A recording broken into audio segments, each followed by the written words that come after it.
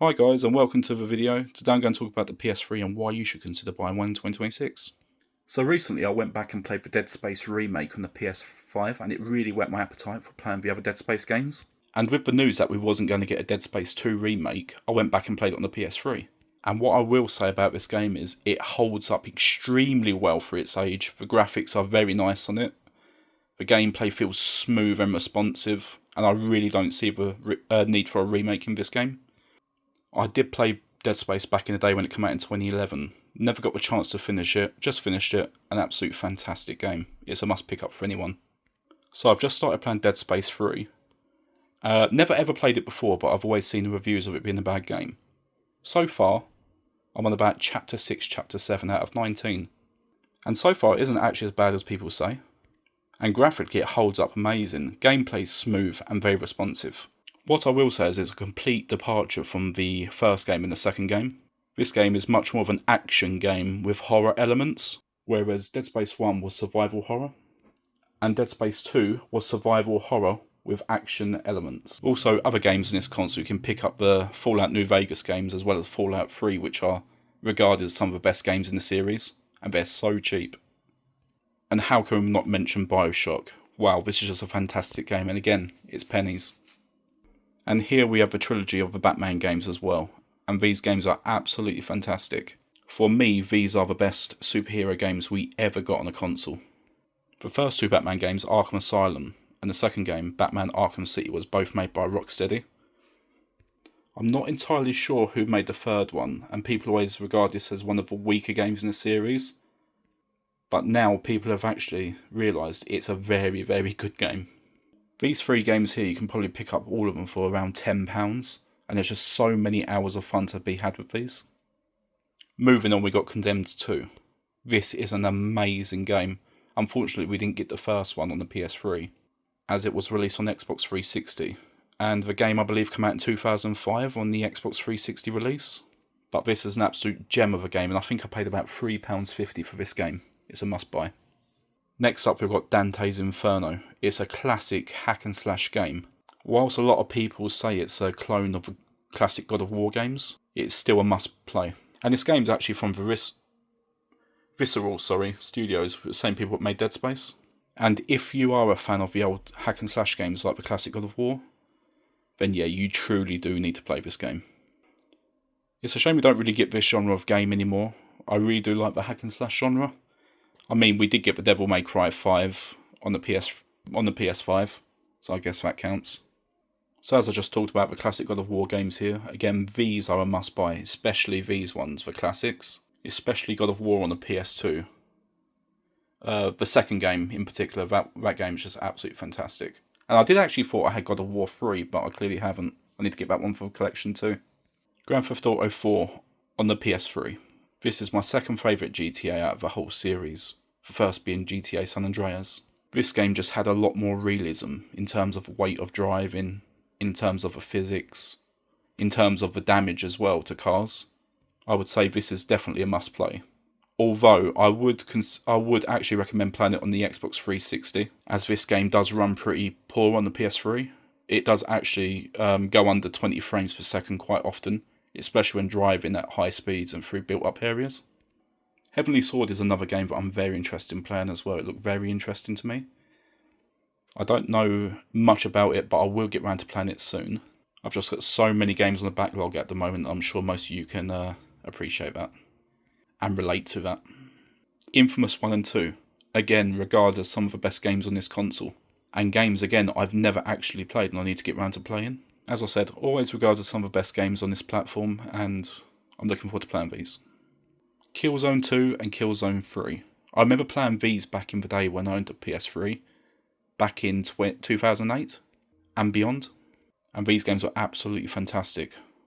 I've completely forgot the story in these games and I don't remember much of them, but I look forward to jumping back into these. And with games like these and classic Call of Duties, you can really see why people always called the PS3 and the Xbox 360 the home of the FPS. Mafia 2 is another absolutely fantastic game. I played this a few years ago back on the PS4 version, which is a complete buggy mess. And I played that after playing the Mafia remake on the PS4, and this game was absolutely fantastic. I'm not sure if this game has all the bugs and issues like the PS4 version, but again, I would highly recommend this game. Max Payne 3. I played a little bit of this game, but you have to use the PS3 controller. I usually use the PS5 controller with mine and plug it in that way. And I find the PS3 controller really hard to get used to. I find it really cheap, light, and just not a very good controller, especially when you compare it to the PS4 controller and the PS2 controller, which felt a lot more heavier and premium than the PS3 controller. So what's interesting about this, it was actually developed by Rockstar Games. When Max Payne 1 and Max Payne 2 was developed by Remedy, this game holds up incredibly well as well. There seems to be a reoccurring theme with the PS3, all the games just feel so modern and hold up very well. And I truly think, since this game released in 2012, we've actually yet seen a shooting game with this much detail in it. The game is hard, tough, challenging. The shooting and combat is fluid, as well as the movement, and I highly recommend you pick this game up and try it out for yourselves. Here we have Metal Gear Solid 4 Guns of the Patriots. The only way you're going to ever be able to play this game is on a PS3, as it's currently locked to this system. I went back and replayed this with my current playthrough being about 2.5 years ago, and wow, it is buttery smooth with a 60 frames per second from a game from 2008. The only thing I would say I don't like about this game is it's literally 50-50. 50% gameplay, 50% cutscenes. And when you complete the game, you have a 90-minute cutscene at the end, which I just think is ridiculous. Here we have Medal of Honor as well, Tier 1 Edition. And what I find really fascinating with this game is not actually the game itself, but if you actually look on the box, on the disc it actually includes Medal of Honor Frontline. And I believe they've HD'd it up and upscaled it. And that was a PS2 game. I'm sure you PS2 players remember that. It's just amazing how we used to buy a game back in the day and have a remastered chucked in free of charge. How times have changed, eh? Here we have Metal Gear Rising with Vengeance. This is often overlooked in the Metal Gear series. So far I've only really played the prologue, but this game is absolutely fantastic. Fast-paced, fluid combat, absolutely brilliant. And I would highly recommend anyone to pick this up if you're picking up a PS3. Mortal Kombat 9 as well. This game is, for me, as a Mortal Kombat fan, I grew up with Mortal Kombat from a young age, going to the arcades and playing these games, to having them on the Sega Genesis and having them on the N64. And for me, this is the best Mortal Kombat they ever released. Now, I do believe this is actually a delisted game, so the only way you could ever play this game is by having a physical copy. But that being said, I do highly recommend you play this game. And on the theme of delisted games, we have Spec Ops: The Line. I first played this game summer of last year and absolutely fell in love with it. The story is interesting, has amazing twists in it, and it will surely keep you engaged. And I don't actually really mind the cover shooter genre, should I say, what was made popular by the likes of Gears of War on the Xbox 360. But if you have a PS3 and haven't played this game, I highly recommend you pick this up. You can pick up a very good condition copy for about £20. This is my most recent pickup for the PS3. The Chronicles of Riddick, Assault on Dark Athena.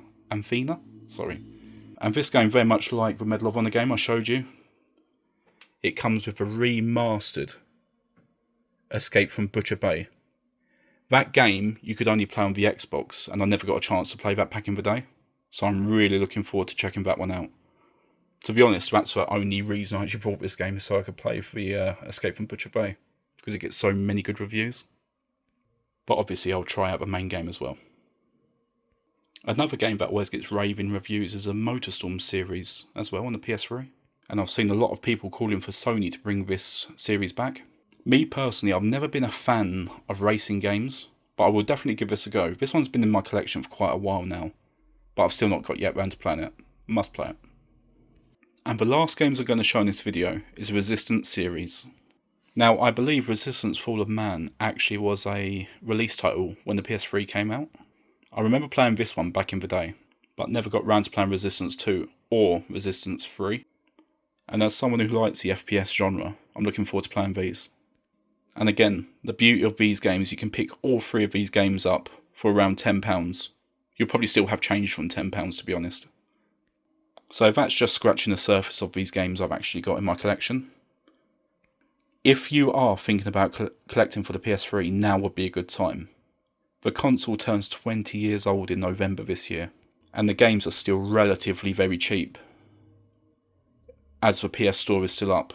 As we've seen with the Xbox 360, when the store goes down, the prices on these games will rise, so now is the perfect time to start collecting.